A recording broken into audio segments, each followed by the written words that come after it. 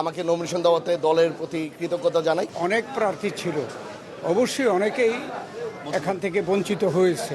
যে সরকার প্রতারণার আশ্রয় নেয় ওরা বারবার প্রতারণা করবে। আমরা আশা করি না কোনো বিদ্রোহী প্রার্থী হবে, হলে আমরা বুঝিয়ে শুনিয়ে তাকে লাইনে আনবো। গণতন্ত্র ছিল না অনেকদিন ধরে, গণতন্ত্রটা ফেরত আসছে। আমরা আশা করি ফেব্রুয়ারিতে নির্বাচন হবে, ফেব্রুয়ারিতে মানুষজন তার পছন্দের ক্যান্ডিডেটকে ভোট দিয়ে পাশ করার। আর অবশ্যই আমাকে নমিনেশন দেওয়াতে দলের প্রতি কৃতজ্ঞতা জানাই, কারণ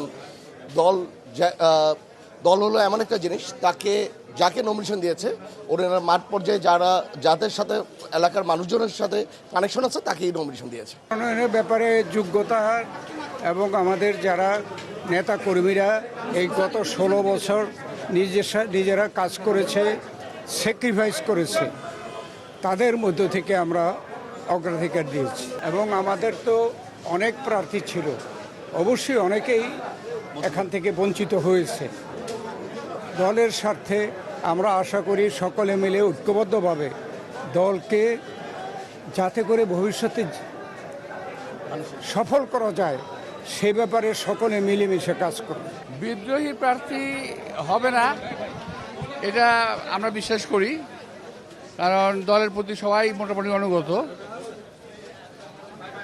আর বিদ্রোহী প্রার্থী হওয়ার স্বাভাবিক কিছু না, হতেও পারে, তো ওটা আমরা ঠিক করে নেবো আস্তে আস্তে। 1991 সালে জামাত ইসলামের আমিরকে আমি জামানত বাজেয়াপ্ত করে দিয়েছিলাম আল্লাহর রহমতে। তা আল্লাহর রহমতে প্রার্থী তো অফকোর্স শক্তিশালী নিঃসন্দেহে, তবে এইটা হলো একটা নির্বাচন দেশের জন্য, দেশের মানুষের জন্য, দেশের জন্য। সুতরাং এখানে জামাত না বিএনপির বড় কথা না, বিষয় হলো দেশটাকে আমরা কোন দিকে নিয়ে যাচ্ছি।